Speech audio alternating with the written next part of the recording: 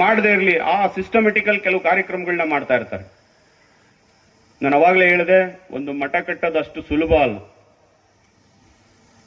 ಬರ್ತಕ್ಕಂಥ ಭಕ್ತಾದಿಗಳಿಗೆ ಪ್ರಸಾದದ ವ್ಯವಸ್ಥೆ, ಉಳಿತಕ್ಕಂಥ ವಸತಿ ವ್ಯವಸ್ಥೆ, ಬಡ ಮಕ್ಕಳಿಗೆ ವಿದ್ಯಾ ವ್ಯವಸ್ಥೆ, ಅವರಿಗೆ ದಾಸೋಹದ ವ್ಯವಸ್ಥೆ, ಇವನ್ನೆಲ್ಲ ಮಾಡ್ಕೊಂಡ್ ಬಂದಿರ್ತಾರೆ.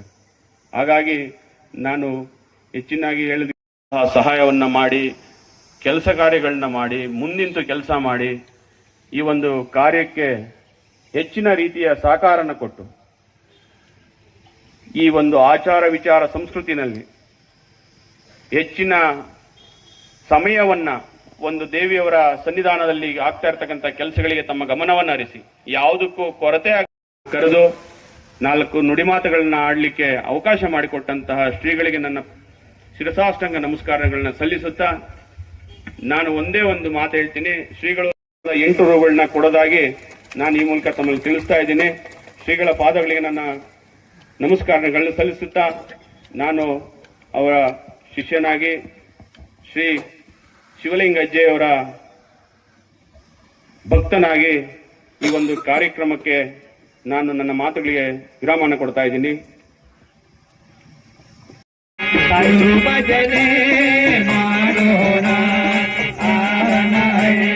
ಗುರುದೇವ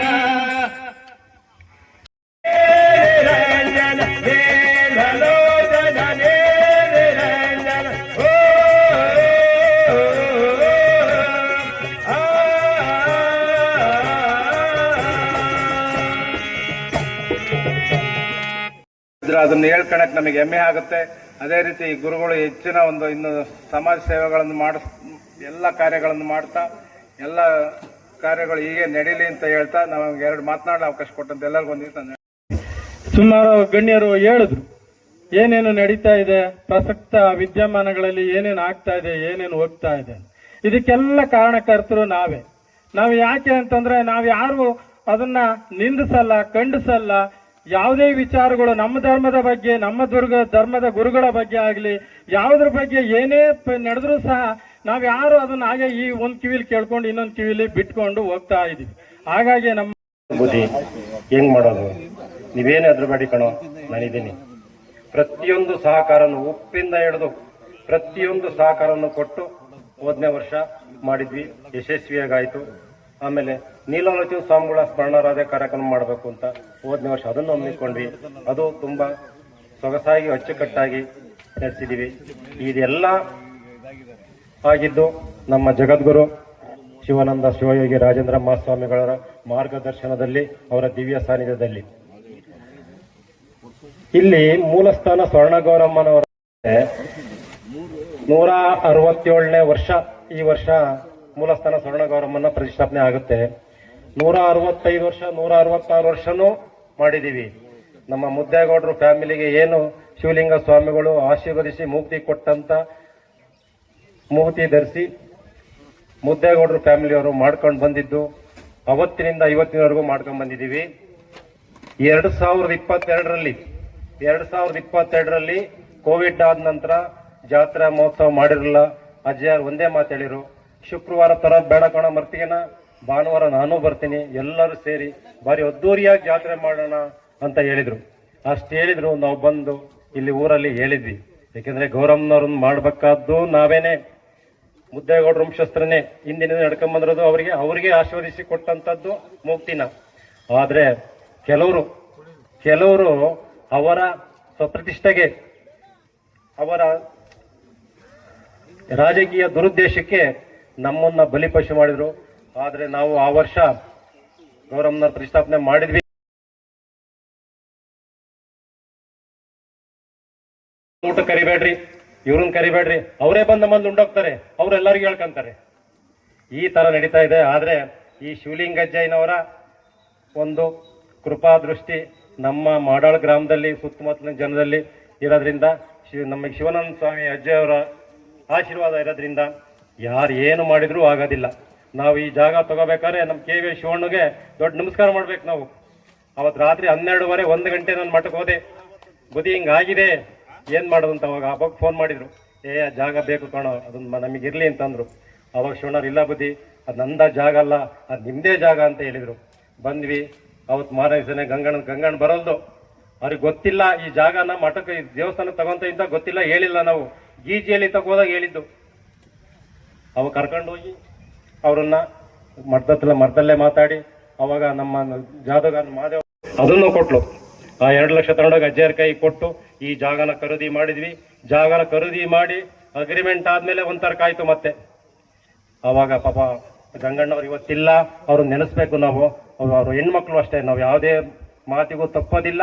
ಅವತ್ತು ನುಡಿದೀವಿ ನಾವು ಇಂಥ ಕಾರ್ಯಕ್ಕೆ ಕೊಡ್ದಲ್ಲೇ ಜಾಗ ಇನ್ನಾವು ಕಾರ್ಯ ಕೊಡ್ಬೇಕು ಅಂತೇಳಿ ಅವತ್ತು ಖುಷಿಯಿಂದ ಎಲ್ಲರೂ ಬಂದು ನಮಗೆ ಟ್ರಸ್ಟ್ ಹೆಸರಿಗೆ ರಿಜಿಸ್ಟರ್ ಮಾಡಿಕೊಟ್ಟು ಮಠಕ್ಕೆ ಬಂದು ಅಜ್ಜಿಯರ ಹತ್ರ ಆಶೀರ್ವಾದ ತಗೊಂಡು ಹೋದ್ಮೇಲೆ ನಮಗೆ ಯೋಚನೆ ಆಯಿತು 15 ದಿವಸ ಪ್ರತಿಷ್ಠಾಪನೆ ಮಾಡಲೇಬೇಕು ಅಂತ.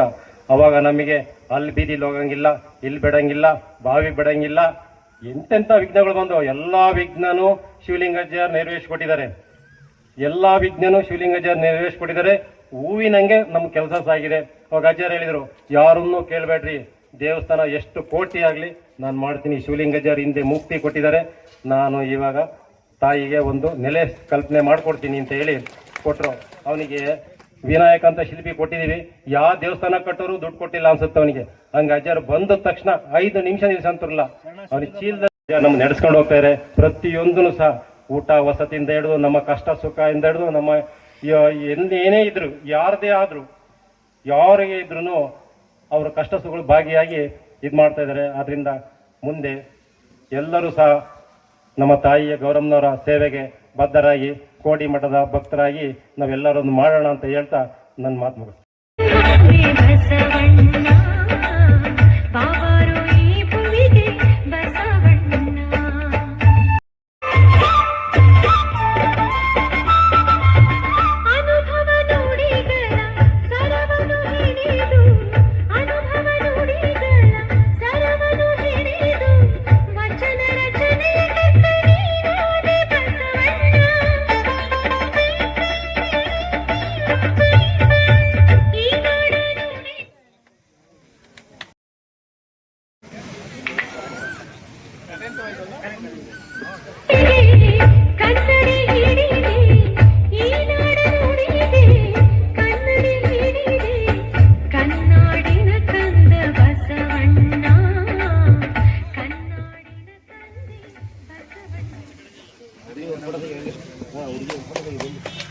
ಅವರು ಹಂದಿಗುಂಡ ಹಾಡಿ ಪರಮ ಪೂಜ್ಯರು ಆಶೀರ್ವಚನವನ್ನು ದಯಪಾಲಿಸಬೇಕು ಅಂತೇಳಿ ಪರಮ ಪೂಜ್ಯರಲ್ಲಿ ಸಾಷ್ಟಾಂಗ ಪ್ರಣಾಮಗಳೊಂದಿಗೆ ಭಿನ್ನವಿಸಿಕೊಳ್ತಾ ಇದ್ದೇನೆ.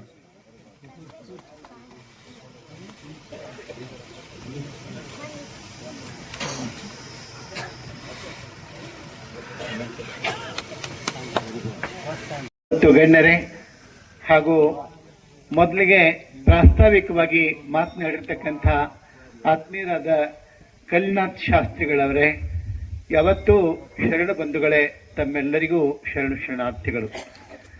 ಇವತ್ತು ಬಸವಣ್ಣನವರ ನೃತ್ಯವನ್ನ ಇದೀಗ ವೇದಿಕೆ ಮೇಲೆ ನೋಡಿದೀವಿ. ಆ ಮಗು ಬಹಳ ಚಂದ ನೃತ್ಯ ಮಾಡಿತ್ತು.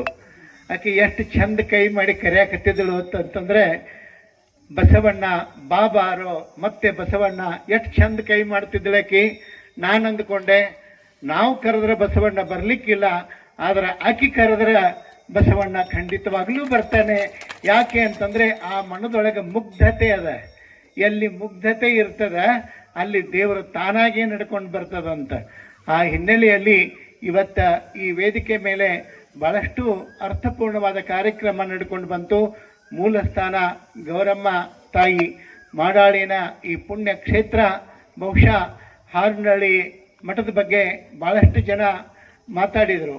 ಜಾತ್ಯತೀತವಾದ ಮಠ ಅಂಥೇಳಿ 12ನೇ ಶತಮಾನದೊಳಗೆ ಬಸವಣ್ಣನವರು ಏನು ಸಮಾನತೆಯ ಸಂಕೇತವಾದಂಥ ಧರ್ಮವನ್ನು ಕಟ್ಟಿದ್ರಲ್ಲ, ಆ ಲಿಂಗಾಯತ ಪರಂಪರೆಯ ಮಠಗಳೆಲ್ಲವೂ ನಾಡಿನೊಳಗೆ ಜಾತ್ಯತೀತ ಮಠಗಳು. ನೆನಪಿಟ್ಕೋಬೇಕು, ಜಾತ್ಯತೀತ ಅನ್ನೋ ಪದ ಎಲ್ಲರೇ ಸವಕಳಿ ಆಗಿರಬೇಕು.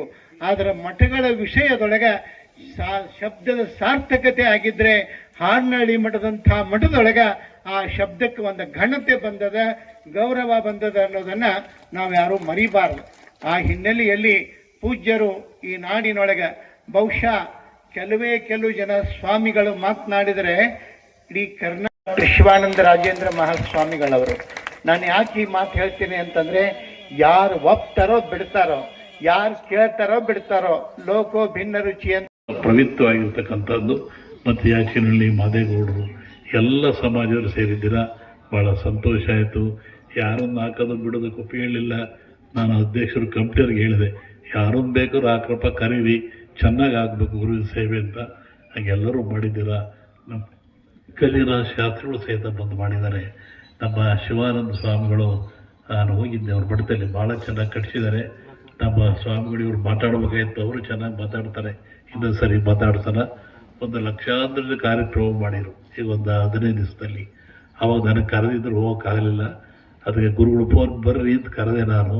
ಅವ್ರು ಬರ್ತಾರೋ ಬರೀ ಹೆಸರು ಹಾಕಲಿಲ್ಲ ನಾನು. ಅದಕ್ಕೆ ನಮ್ಮ ಹುಡುಗರು ಹೇಳಿದ್ರು ಹಾಕಿದ್ರು. ಅದಕ್ಕೆ ಕರ್ಕೊಂಬರ್ರಿ ಇವ್ರು. ರಾತ್ರಿ 6 ಗಂಟೆಗೆ ಬಂದಾರೆ ಇವತ್ತು ಬೆಳಗಿನ ಜಾವ 6 ಗಂಟೆಗೆ ಬಂದರು. ಇಲ್ಲಿ ಮನೆ ಕರ್ಕೊಂಬಂದಿದ್ದೀನಿ. ಹೀಗಾಗಿದೆ. ಎಲ್ಲ ಸಮಾಜ, ನಮ್ಮ ಆಶದ ದಲಿತರು, ಅಧ್ಯಕ್ಷರು ಎಲ್ಲರೂ. ದಲಿತರನ್ನಲ್ಲ, ನೀವು ದಲಿತ ಉಳಿಸ್ಕೋಬಾರ್ದು. ನಿಮ್ಮನ್ನು ನಾವು ಅಸ್ಪೆಷಲ್ ಹೋದರೆ ನಮ್ಮನ್ನೇ ಹೊಂದಬೇಕು. ಆ ಪಟ್ಟ ಒಪ್ಪಿಗೆಬಾರ್ದು. ನೀವು ನಮ್ಮನ್ನ ಅಸ್ಪೆಷಲ್ ಹೋದರೆ ನಾವು ನೀವು ಹೇಳ, ನಾವಲ್ಲ ನೀವು ಅಂತ ಹೇಳಬೇಕು ಅಂತ ಒಂದು ಕಾಲ ಇದೆ. ಅಂಬೇಡ್ಕರ್ ಅವರು ಲಿಂಗಪ್ಪನಿಗಳಿರಂತೆ, ಏನ್ರಿ ಬಸವಣ್ಣ ಲಿಂಗ ಕೊಟ್ಟ ಕೈಲಿ ಮುಚ್ಚಿಗೆ ಬಿಟ್ಟರೆ ನೀವು ನಮಗೆ ಕೊಡಲೇ ಇಲ್ಲ. ನೀವೇನಾದ್ರು ನಮಗೆ ಕೊಟ್ಟಿದ್ರೆ ನಾವು ಬುದ್ಧರಾಗ್ತಾನಿಲ್ಲ. ಎಂತಹ ಬಸವಣ್ಣ ಅಂತೇಳಿ.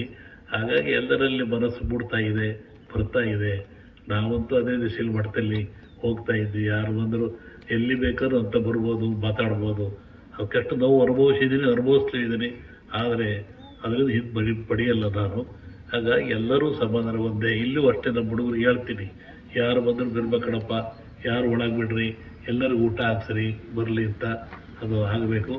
ಆ ದೃಷ್ಟಿಯಲ್ಲಿ ಇವತ್ತು ಎಲ್ಲ ಬಂದಿದ್ದೀರ. ವೇಳೆ ಭಾಳ ಆಗಿದೆ. ಎಲ್ಲ ಪ್ರಸಾದ ತಗೊಳ್ರಿ. ಇನ್ನು ಹೆಚ್ಚು ಕಾರ್ಯಗಳು ನಡೀತವೆ. ದೇವಾಲಯ ಅದಾಗ್ತದೆ. ಬಹಳ ದೇವಿಯ ಕೆಲಸ ಆಗಲಿ ಅಂತ ಹಾರೈಸಿ, ಇದು ದುಡಿದು ಎಲ್ಲರಿಗೂ ಸಹಿತ ಶುಭವನ್ನು ಕೋರಿ ನಮ್ಮ ಮಾತನ್ನು ಮುಗಿಸ್ತೀವಿ.